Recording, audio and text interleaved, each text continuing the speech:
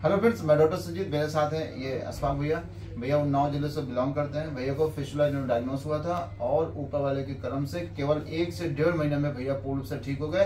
कैसे ठीक हो गए, किस प्रकार का हम लोगों ने ट्रीटमेंट दिया था, वो हम लोग भैया से समझेंगे। भैया को पहले क्या दिक्कत थी, क्योंकि भैया को बहुत डर लग रहा था कि अगर हम इसमें ऑपरेशन कराएंगे तो क्या होगा, ये काम कर पाएंगे नहीं कर पाएंगे, क्योंकि भैया की अपनी जो शॉप है उस पर अपना काम करते हैं। तो सबसे पहले हम रिपोर्ट पहले देख लेते हैं, फिर हम बात करते हैं। आप देख सकते हैं कि भैया को ग्रेड 1 का इंटरस्पेटिव फिस्टुला था, लेकिन 2 ट्रैक थे। यहाँ पे देख सकते हैं, एक 5 o'clock पे, एक 7 o'clock पे 2 ट्रैक था, जिसकी लेंथ लगभग 3 सेंटीमीटर थी। ये इनकी रिपोर्ट है। और भैया को छारसूत हम लोगों ने लाइगेट किया था। छारसूत से लगभग 1 से 1.5 महीने में पूर्ण से ठीक हुए। अशफाक भैया जरा प्लीज बताएंगे कि आपने छारसूत को मतलब क्यों चुना था आपने? छारसूत सबसे बेटर होता है जी, अच्छा माना गया है जी, और जल्दी भी सही हो जाता है। अच्छा, ऑपरेशन से पहले आपने मतलब आपके मन में डर था कि छारसूत कराएंगे तो ये हो जाएगा, या मेरा लैट्रिन रास्ता खराब हो जाएगा, मेरा लैट्रिन पेन होगा तो मैं काम कैसे करूंगा, ऐसा कभी फील हुआ आपको? डर पहले था, हाँ। लेकिन जब से छारसूत कराया है तब से विश्वास हो गया कि छारसूत सबसे अच्छा माना गया है। अच्छा, इस दौरान आपको कोई दिक्कत हुई? नहीं, कोई दिक्कत नहीं हुई, कोई परेशानी नहीं हुई। मैं अपना काम करता रहा हूँ, बराबर चल रहा हूँ।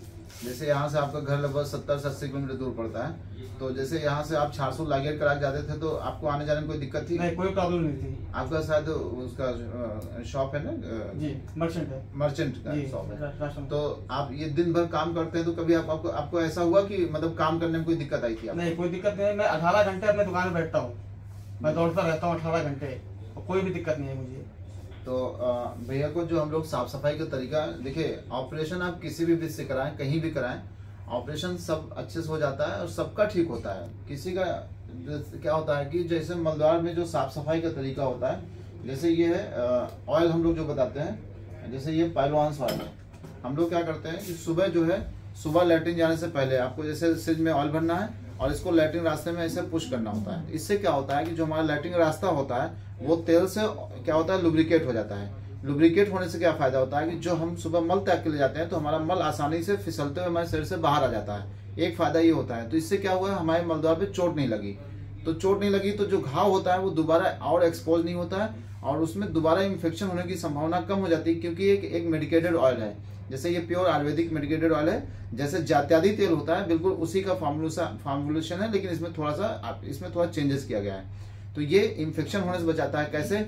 जैसे हम सुबह लैट्रिन जाने से पहले जब उसमें ऑयलिंग कर देते हैं तो जो हमारा फिस्टुला ट्रैक होता है, इंटरनल ओपनिंग जो होती है, जिसमें थोड़ा सा घाव होता है, उसमें ये ऑयल इंटर कर जाता है। तो उसकी वजह से क्या होता है, जो मल के टुकड़े अगर घाव में एंट्री कर गए थे तो वहां पे बैक्टीरिया ग्रो नहीं कर पाता। जब बैक्टीरिया ग्रो नहीं करेगा तो इन्फेक्शन भी कम होगा। इन्फेक्शन कम होगा तो जो पस बनता है, जो पेशेंट को लगातार पेन बना रहता है या बार बार वहां इरिटेशन होती है, वो नहीं होती। क्यों बेटा, इलाज के दौरान कभी आपको पेन या इरिटेशन हुआ उसमें?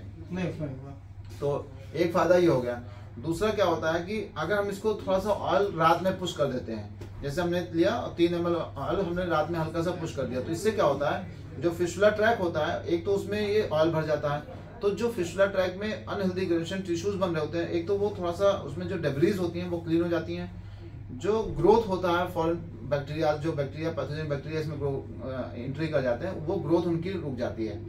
और इसका एक बेनिफिट और है कि जो मल का पहला हिस्सा होता है वो इससे सॉफ्ट हो जाता है। तो कभी जैसे हमें कॉन्स्टिपेशन हुआ या हमारा हार्ड स्टूल हुआ, तो वो हार्ड स्टूल जो है हमारे एनल कैनाल पे ज्यादा प्रेशर नहीं डालता है, इसलिए ये जो है इफेक्टिव होता है। और इसके तेल डालने के बाद सुबह लैट्रिन जाना होता है, लैट्रिन आने के बाद घूमने पे हम सिकाई करते हैं। क्यों बेटा, ये करते थे? जी। घर पे साफ सफाई कौन करता था? खुद भी करते थे, वाइफ भी करती थी। कैसे? वही सुबह लैट्रिन जाने से पहले तेल डालते थे जी, तेल आने के बाद सिकाई जी, सिकाई शाम को फिर वही सेम सिकाई। पहले ठीक है, तेल डालते सिकाई करते थे। तो आप देखिए भैया का ट्रैक लगभग 3 सेंटीमीटर था, लेकिन 20 से 25 दिन में फिट हो गए थे हम। हाँ, अब टोटल ट्रीटमेंट कितना लगा बेटा? पहला छारसूत किस दिन लाइगेट किया था आपका? 22-12 का है सर? नहीं सॉरी, ये आपका नहीं है, ये है आपका। जो छारसूत हम लोगों ने लाइगेट किया है वो लाइगेट किया है डिस्चार्ज, ये नहीं, ये तो आपका नहीं है, ये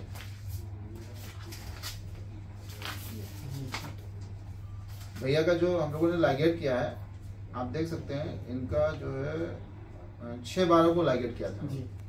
6/12 को लाइगेट किया था और आज है 26 जनवरी और 2025, तो यानी लगभग इनका 1.25 महीना 1.5 महीना में पूर्ण रूप से ठीक हुआ और अब तो कोई दिक्कत नहीं होती है, कोई प्रॉब्लम नहीं है। अभी हम लोगों ने भैया का चेक किया है तो वहाँ पे कोई भी ऐसा साइन सिम्टम नहीं फील हो रहा है जिससे ये पता चले कि इनको कोई अभी भी कोई दिक्कत है।